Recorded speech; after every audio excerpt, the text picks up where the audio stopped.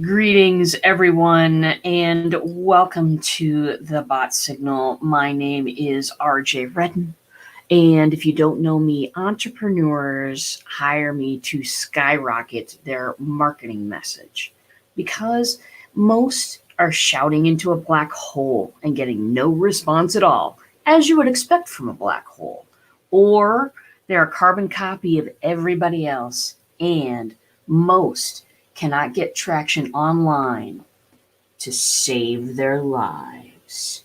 So I create epic experiences through chatbots that get people to click that button, connect with you, and convert like crazy. Bottom line, I am on a mission to motivate 1 million people to change their marketing. Today, we're going to start with you. So, my friends, today, sort of a continuation on the discussion from yesterday. Yeah, I've had some little epiphanies yesterday that were kind of sprinkling throughout the day about the conversation that we had yesterday about community. Community. I've been really having some redefining, as one would say, thoughts about this. And so today I have a question for you. And this question is, how well is your community connected? Now, how connected is your community? That was the actual question. Anyway, how connected is your community? How well would you say that your community is connected? Because here's the thing, and here's kind of the problem that I think that I've seen happen with a lot of individuals. Some of them my clients, some of them not. Just a lot of entrepreneurs were just told and we're told, go get a community. And I have a community. I have one, of course. Everybody's going to go do what everybody else does, and they're going to build their community wherever everybody else does.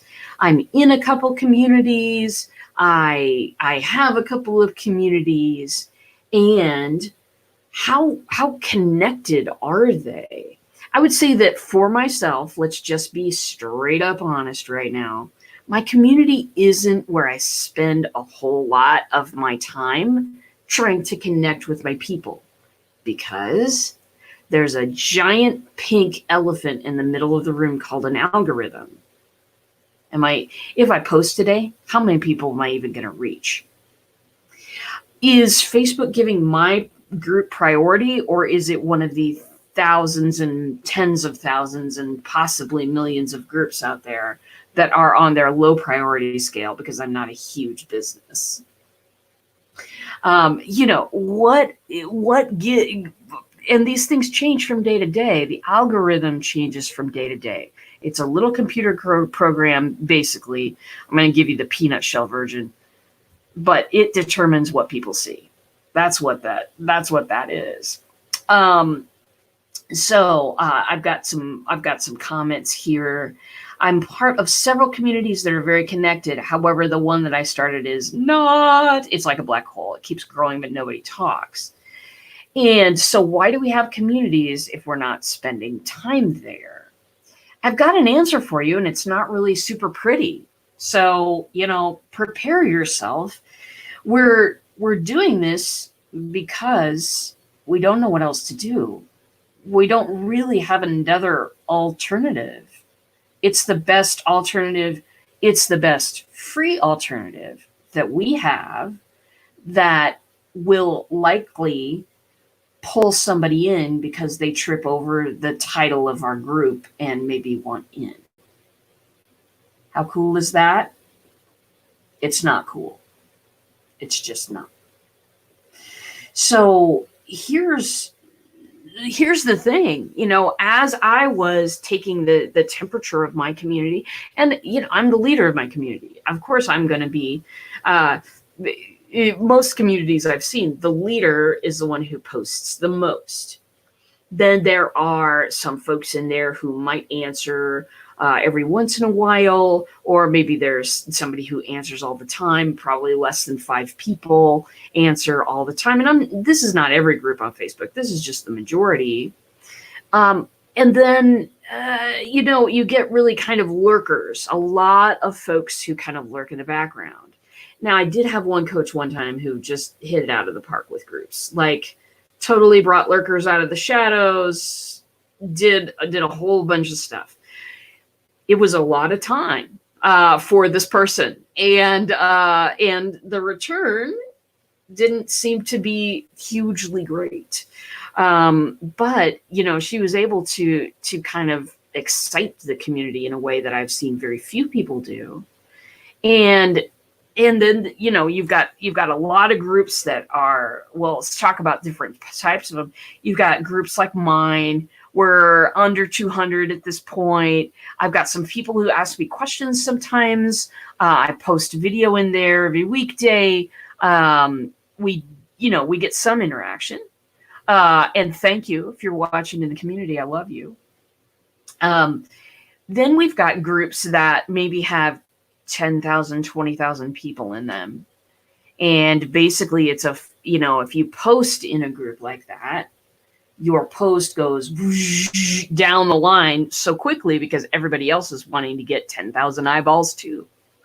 But that's the thing. You're not really getting 10,000 eyeballs. You're getting a few. You're getting some. But how connected is that? How much of a community is that? It used to be, long in the olden days, about 10 years ago, there was a community builder. This is before Facebook groups. There's a community builder out there called Ning, and you could, connect everybody in your family and share family stuff in there, photographs, whatever. You could connect everybody that's really, really interested in pumpernickel bread. And you could get people in your group that way. And it was really cool because everybody had a profile. Everybody had, within the group, everybody had posting, people could post and everybody would see what people posted, and you would get notifications every time. And that was kind of cool until Facebook came along and kind of swallowed that up. But I want to say to you that just like the olden days, there are alternatives, and I'm building one. And I'm just drumming up some excitement about it because I am terrifically excited about this. It's making the beeps go all over the place, okay? It's turning all my little lights on because I have a vision. I have a vision of community that is an intentional community. I have a vision of community that reaches out to people, gives them something valuable, helps them kind of along a path. It's a community that I'm going to be, I'm going to hold everything in there. It's going to be the spot to go if you want some RJ and you're not awake at 10 o'clock Central every weekday. Anyway, so I'm going to be building this for myself. I'm going to be building this for another client. I'm going to be building this for True Chad and I are going to build something together that's going to be super fabulous and wonderful to join. And I'm going to experiment with some of these ideas because here's what I want. I want people to get something out of being in my community. I want them to get something valuable. I want to have a free level where anyone can join and get some value out of doing some things. I want to have a once a week fireside chat. Yes, I promise to have the pipe on Zoom where the community can get together. I want, and the community can get together intentionally. So I've been talking to a lot of people the last couple of days about this. And some of the pushback is, well, the people in the community can't connect, if it's sort of a one-way type of deal. The thing is, when's the last time you met somebody in a Facebook group and like you hit it off so much that you know, became friends and got some value out of that? You know what I'm saying?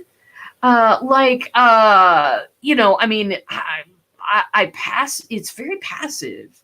The interaction in the Facebook group between the people is extremely passive. It's only if you trip over it, and the algorithm determines that. And then it's just kind of, you want to take it out of the group anyway if you hit it off for somebody, because you don't want to be distracting, you know, to the owner of the group or whatever. So, and let me say this, there are a ton of people out there who have it on their list every day to try and get in there and scam a Facebook group. Spam, not scam. Sorry. Boop. Too early, not enough coffee. Yes, now I've taken a sip. So, my dream is to have somewhere where people can connect, get value, connect with me, connect with each other intentionally when we have some, you know, fireside chats and things like that. That's my dream. That's my dream. That people can come get what they want. There's going to be the free level. There's going to be the paid level of access. And I'm just really looking forward to it. We're building this in the next few days. My team is hard at work. They always are, aren't they? But they are hard at work building this stuff, and I'm going to be able to birth this craziness on Monday, I think. I mean, I'm home. I'm crossing my fingers. We'll be busy this weekend, but I'm going to birth this thing on Monday. And then on the 17th, which is next Friday, 12 days from now, I'm going to hold a webinar and invite everybody in the world and show it off and talk about this idea of community, because it's really important right now, okay?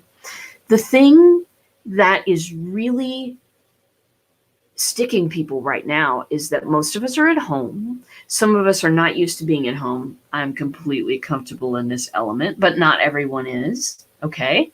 And so for the people at home that are craving a little connection right now, a lot of people want to be leaders in their groups.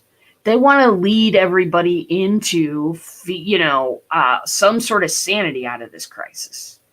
I know a lot of people who are deeply reaching out to their people and doing everything that they can to stabilize, you know, especially coaches who are about mindset, or coaches who are about other things.